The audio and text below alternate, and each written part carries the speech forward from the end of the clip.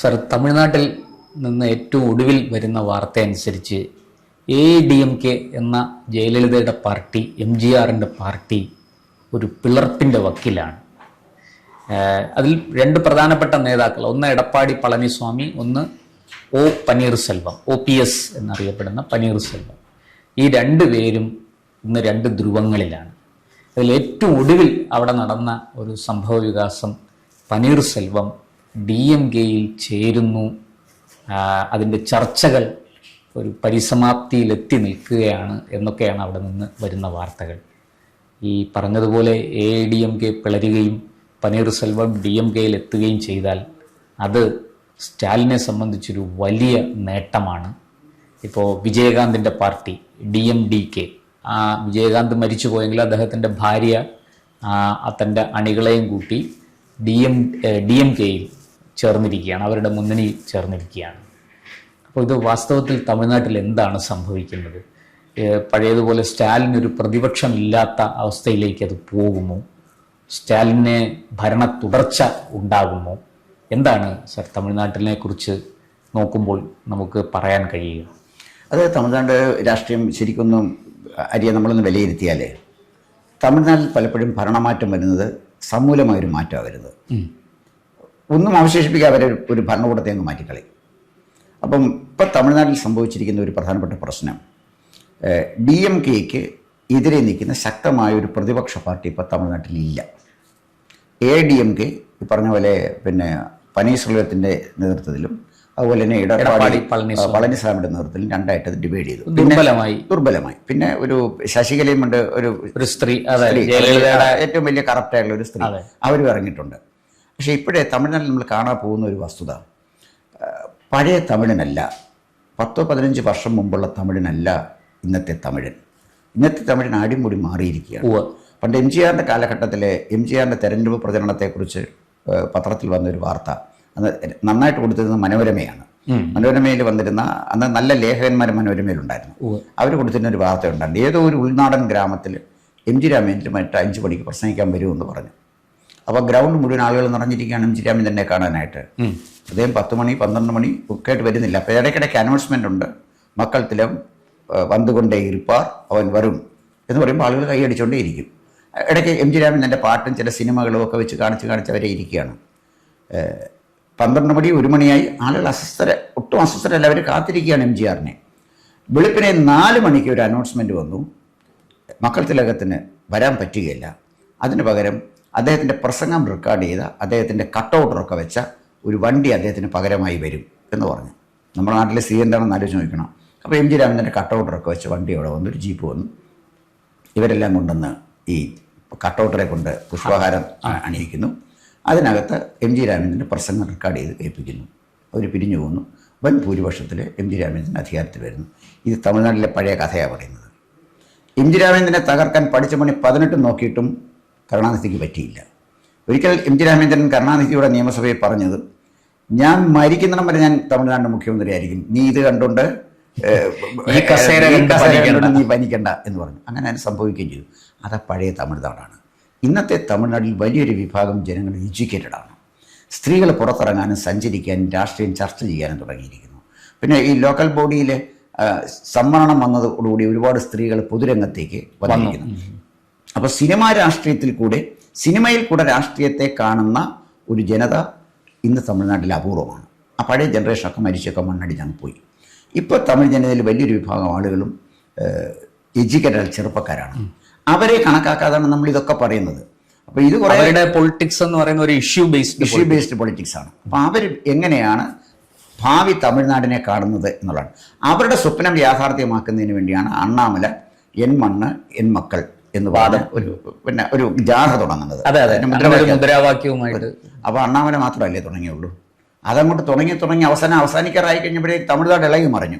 അപ്പോൾ അണ്ണാമല സൃഷ്ടിച്ച ഒരു തരംഗം ഇൻവിസിബിളായിട്ട് അവിടെ ഉണ്ട്. അത് ഇതിന് ശേഷമാണ് 2021 തെരഞ്ഞെടുപ്പിന് ശേഷമാണ് നടന്നത്. 2021 തെരഞ്ഞെടുപ്പിന് ശേഷം അണ്ണാമല തുറന്നത് DMK ഫയൽസ് ആണ്. ഈ DMK ഫയൽസ് ചെറുപ്പക്കാരുടെ മനസ്സിൽ DMKയെക്കുറിച്ച് ഒരുപാട് വെറുപ്പുകൾ സൃഷ്ടിച്ചിട്ടുണ്ട്. ഇലക്ഷൻ വരുമ്പോഴല്ലേ നമുക്കത് അറിയത്തുള്ളൂ. അവിടെ നടന്ന ലോക്കൽ ബോഡി ഇലക്ഷനും നന്നായിട്ട് BJP പെർഫോം ചെയ്തിട്ടുണ്ട്. പിന്നെ ഇപ്പം ഇവരുടെ കൂടെ വന്ന പാർട്ടിയെക്കുറിച്ചാണ് പറയുന്നത്. വിജയകാന്ത് എന്ന് പറഞ്ഞ പിന്നെ DMDK അദ്ദേഹം ജീവിച്ചിരുന്നപ്പോൾ തന്നെ അദ്ദേഹം പ്രതിപക്ഷ നേതാവായിരുന്നു. അതായത് ജയലളിത ജയിച്ചു വന്നപ്പോൾ ജയലളിതയുടെ സഖ്യകക്ഷിയായിട്ടാണ് അദ്ദേഹം മത്സരിച്ചത്. അന്ന് കരുണാനിധി വലിയ രീതിയിൽ DMK തോറ്റ്, ശരിക്കും പറഞ്ഞാൽ ഒരു പ്രതിപക്ഷത്തിരിക്കാനുള്ള സംഖ്യ പോലും അവർക്കില്ല. അങ്ങനെ അവസാനം ജയലളിത ഒരു പ്രതിപക്ഷ നേതാവ് വേണമല്ലോ എന്ന് വിചാരിച്ച് തൻ്റെ ഒപ്പം മത്സരിച്ച തൻ്റെ സഖ്യകക്ഷിയായിരുന്ന DMDK അതിൻ്റെ നേതാവ് വിജയകാന്തിനെ പ്രതിപക്ഷ നേതാവായിട്ട് നിയോഗിച്ചു. അങ്ങനെ സത്യത്തിൽ DMK നാണം കെട്ട് ആ 5 വർഷം ഈ തമിഴ്നാട് നിയമസഭയുടെ ഒരു മൂലയ്ക്ക് ഒതുങ്ങിയിരിക്കുകയായിരുന്നു. അല്ല, അത് ശരിക്കും പറഞ്ഞാൽ ജയലളിത വളരെ സ്ട്രാറ്റജിക് ആയിട്ടാണ് പോയത്. കാരണം വെച്ചാൽ DMK പ്രതിപക്ഷത്ത് പോലും ഇരുത്തത്തില്ല. പ്രതിപക്ഷ നേതാവിന് ചില പ്രിവിലേജ് ഉണ്ട്, അതുപോലും കരുണാനിധിക്കോ മക്കൾക്കോ കൊടുക്കത്തില്ലെന്ന് അന്ന് ജയലളിത തീരുമാനിച്ചു. എത്ര മനോഹരമായിട്ട് നന്നായിട്ട് ഇംപ്ലിമെന്റ് ചെയ്യും. അപ്പം അതാണ് അതിന്റെ ഒരു ചരിത്രം. അപ്പോൾ ഇപ്പോഴത്തെ തമിഴ്നാട് അങ്ങനെ അല്ലല്ലോ. ഇപ്പൊ DMDK അങ്ങോട്ട് പോയി കൊണ്ട് വിജയകാന്തിന്റെ ആരാധകരെല്ലാം പോയി ഇങ്ങോട്ട് വോട്ട് ചെയ്യും. അതൊന്നും നടക്കുകയില്ല. പിന്നെ വന്നത് പിന്നെ ആരാണ്? പന്നീർസെൽവം തമിഴ്നാട് കണ്ട ഏറ്റവും ദുർബലനായ മുഖ്യമന്ത്രിമാരിൽ ഒരാളായിരുന്നു. അയാളെ ജയിലിൽ ഇരുന്ന കസേരയിൽ അയാൾ ഇരിക്കുകയില്ലായിരുന്നു. അദ്ദേഹം ആ കസേരയിൽ ഇരിക്കത്തില്ല. വേറൊരു കസേര, അതിനപ്പുറത്ത് ജയലളിത ഇരുന്ന കസേര അവിടെ അലങ്കരിച്ച് വെച്ചിട്ടുണ്ട്.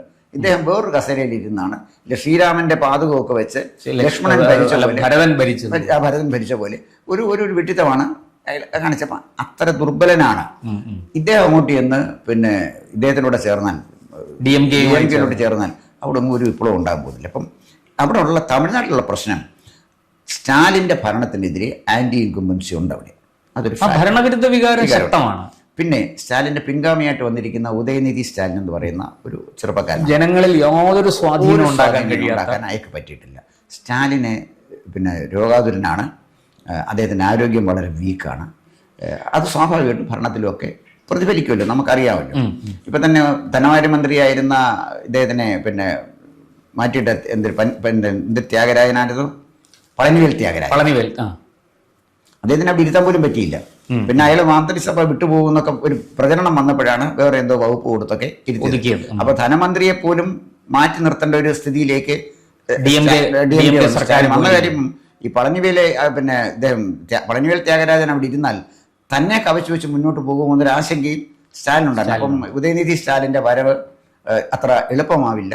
DMK പാർട്ടി കേഡർ അദ്ദേഹത്തിനോട് നിൽക്കും. പാർട്ടിക്ക് ഉള്ളിൽ അത് വലിയ അസ്വാരസ്യമുണ്ട്. പിന്നെ ഈ ഉദയനിധി സ്റ്റാലിൻ എന്ന് പറയുന്ന ഒരു ചെറുപ്പക്കാരനെ കൊണ്ടുവരുമ്പോഴേ തമിഴന്മാരെല്ലാം അത് DMK-ക്കാര് ആ പാർട്ടി കേഡർ മുഴുവൻ അതുപോലെ സ്വീകരിക്കുമെന്ന് കരുതുന്നുണ്ട്.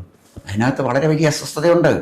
നമ്മൾ പുറമേ ഇതൊന്നും വിസിബിൾ അല്ലെന്നേ ഉള്ളൂ, ഇതൊക്കെ അണ്ടർ കറന്റ് വളരെ ശക്തമാണ്. അപ്പോൾ സ്റ്റാലിൻ നേരിടുന്ന ഒരു പ്രശ്നം, സ്റ്റാലിൻ്റെ ഗവൺമെൻറ് വളരെ കറപ്റ്റായിരുന്നു, അടിമുടി കറപ്റ്റാണ്. പണ്ട് തമിഴ്നാട്ടിൽ കറപ്ഷനുണ്ട്, ജനങ്ങൾ എടുത്താലും എടുത്തില്ലെങ്കിലും കറപ്ഷനുണ്ട്. പിന്നെ രണ്ടാമത് വരുന്ന ഒരു വലിയ പ്രശ്നം എന്ന് പറയുന്നത് അദ്ദേഹത്തിൻ്റെ ഒരു പിൻഗാമിയില്ല, ഒരു നിര നേതാക്കന്മാരെ കാണിക്കാനില്ല. ഇപ്പോൾ പളനിവേൽ ത്യാഗരാജൻ ഉണ്ടായിരുന്നെങ്കിൽ തൊട്ടടുത്ത ഒരാളിനെ പ്രൊജക്ട് ചെയ്യാറുണ്ട്, തന്റെ പിൻഗാമി അല്ലെങ്കിൽ രണ്ടാമൻ ഒരു പാർട്ടിക്ക് ഒരു നേതൃനിര വേണ്ടേ. സ്റ്റാലിനെ മാറ്റി നിർത്തിയ പാർട്ടിയുടെ നേതാക്കന്മാരൊക്കെയാണ്, എല്ലാ സ്റ്റാലിൻ കേന്ദ്രീകൃതമല്ലേ. അത് കേരളത്തിൽ പിണറായി വിജയൻ കേന്ദ്രീകൃതം, അതിന്റെ വേറൊരു രൂപം തന്നെ. അതേസമയം സംഭവിച്ചിരിക്കുന്ന ഒരു കാര്യം, വിജയ് എന്ന് പറയുന്ന സിനിമാ നടനെ ശക്തമായി കടന്നു വന്നിട്ടുണ്ട്. അപ്പോൾ സിനിമ ആരാധകരെ ഉപയോഗിച്ച് രാഷ്ട്രീയത്തിൽ ഇടപെടാനുള്ള ശ്രമമാണ് വിജയ് നടത്തുന്നത്. വിജയുടെ ഈ ശ്രമം, അതായത് ഉദയനിധി സ്റ്റാലിനെ ഉപയോഗിച്ച് സ്റ്റാലിൻ നടത്തുന്ന ശ്രമത്തെ ഏറ്റവും ഫലപ്രദമായിട്ട് പ്രതിരോധിക്കാൻ പറ്റുന്നത് വിജയനാണ്. വിജയുടെ സമ്മേളനത്തിന് ആളുകൾ വന്നു എന്ന് പറയുന്നതൊന്നും അധികാരത്തിലെത്തണമെന്നില്ല, അതിൽ സിനിമാകാരത്തിനെ കാണാൻ വരുന്നല്ലേ. പക്ഷേ വിജയ്ക്ക് കുറഞ്ഞ ഒരു സമയം കൊണ്ട് അയാളുടേതായ ആരാധക വൃന്ദത്തിനെ ഉണ്ടാക്കിയെടുക്കാൻ അങ്ങനെ ശക്തമായി പിന്നെ BJP-യെയും DMK-യെയും ഒരുപോലെ എതിർക്കുന്നതാണ്. അപ്പോൾ ഫലത്തിൽ വിജയ് വരുമ്പോൾ ആന്റി DMK ആന്റി BJP വോട്ടുകൾ കുറെ സ്പ്ലിറ്റ് ചെയ്തു പോകും. അപ്പം നഷ്ടം വരുന്നത് DMK-ക്ക് തന്നെയാണ്. അതുപോലെ തന്നെ കളി അമിത്ഷാ തുടങ്ങിയിട്ടേ ഉള്ളൂ. അവിടെ അങ്ങോട്ട് ഒന്നാം ഘട്ടം രണ്ടാം ഘട്ടമൊക്കെ ആകുന്നല്ലേ, ഇലക്ഷൻ ഡിക്ലെയർ ചെയ്യട്ടെ. അത്ഭുതപ്പെടുത്തുന്ന സ്ഥാനാർത്ഥികൾ വിജയകാന്തിന്റെ പാർട്ടി വന്നതുകൊണ്ടോ പനീർസെൽവം വന്നതുകൊണ്ടോ ADMK പിളർന്നതുകൊണ്ടോ ഒന്നും ഈ പറയുന്ന ഒരു പരാജയത്തിന്റെ പടുകുഴിയിൽ നിന്ന് DMK-യെ രക്ഷിക്കാൻ അത്ര പെട്ടെന്ന് സാധ്യമല്ല, ഈ പറഞ്ഞവരൊക്കെ വന്നാൽ കൂടി. തീർച്ചയായിട്ടും. അതുകൊണ്ട് നമുക്കത് കാത്തിരിക്കുക.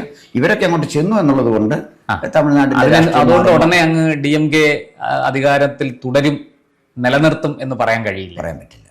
അതിലും നമുക്ക് കാത്തിരുന്ന് കാണാം. വരട്ടെ, ഏതാനും ദിവസങ്ങൾക്കുള്ളിൽ ചിത്രം കൂടുതൽ വ്യക്തമാകുമെന്ന് കരുതാം. നന്ദി. കൂടുതൽ വാർത്തകളും വിശേഷങ്ങളും നേരിട്ട് ലഭിക്കാൻ ജനങ്ങളിൽ നിന്ന് ജനങ്ങളിലേക്ക് ജനഭൂമി ന്യൂസ് സബ്സ്ക്രൈബ് ചെയ്യൂ. ബെൽ ബട്ടൺ അമർത്താനും മറക്കരുത്.